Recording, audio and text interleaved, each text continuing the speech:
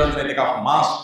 ইতিকাফটা যদি আপনি শেষ 10 দিন মসজিদে করতে পারেন এবং ইতিকাফ বসে অতিরিক্ত অপ্রয়োজনীয় মোবাইল টিপি বন্ধ করতে পারেন, অটোমেটিক্যালি আপনার রমজানকে আপনি সার্থক করতে পারবেন ইনশাআল্লাহ।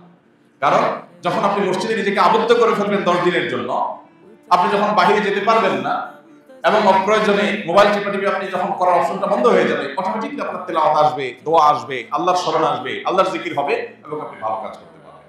এজন্য লাইলাতুল কদর পেতে হলেও ইতিকাফের কোনো বিকল্প নাই। ইতিকাফ করার জন্য মসজিদগুলোতে লটারি হওয়া দরকার। দুর্ভাগ্য আমাদের, এখন ইতিকাফ করার জন্য লোক খুঁজে পাওয়া যায় না।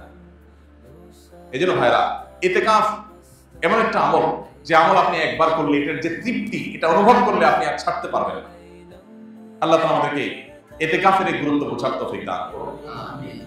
ইতিকাফ এমন আমল যে নবী করিম সাল্লাল্লাহু আলাইহি সাল্লাম রমজান মাস যখনই রমজানের রোজা ফরজ হয়েছে দ্বিতীয় হিজরিতে, তখন থেকে তার ওফাত দশম হিজরিতে হয়েছে।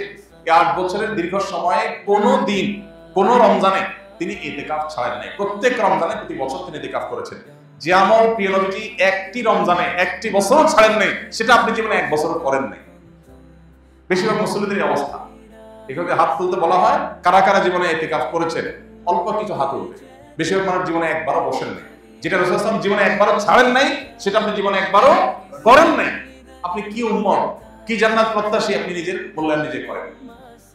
রাসূল সাল্লাল্লাহু আলাইহি ওয়াসাল্লাম জীবনে যেটা ছাড়েন নাই, এটা আপনি এক দুবার হলে তো করবেন। এই জন্য ইতিকাফ করার নিয়ত করব তো ইনশাআল্লাহ।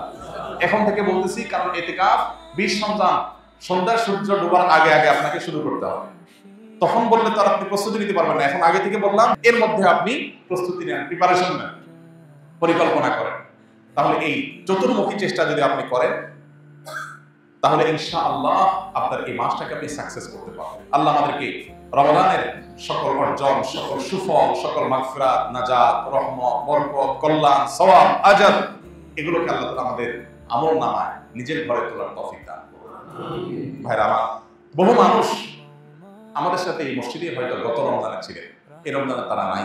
আমরা এখানে যারা বসে আছি এখন, আমি কিংবা আপনি, হয়তোবা সামনের রমজানের আগে আগে দুনিয়া থেকে আমরা চলে যাবো। সামনের রমজানে হয়তো এই মসজিদ থাকবে, আমরা অনেকে এখান থেকে আমাদেরকে তুলে নেওয়া হবে শেষ। এটাই জীবনের শেষ সুযোগ, এটাই জীবনের শেষ রমজান। সেই চিন্তা থেকে আসল রমজানের অবশিষ্ট দিনগুলোকে যথাযথভাবে কাটানোর চেষ্টা করি। প্রতিদিন একটা সময় অবশ্যই আল্লাহর কাছে বিশেষভাবে দোয়ার মনোনিবেশ করি। রমজান মাসে দোয়াটা খুব বেশি হওয়া দরকার, দোয়া আমাদের হয় না।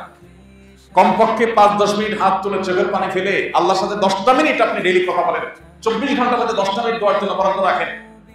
ইফতারের আগে হুলস্থুল কোনোভাবে আমরা থামাইতে পারি না।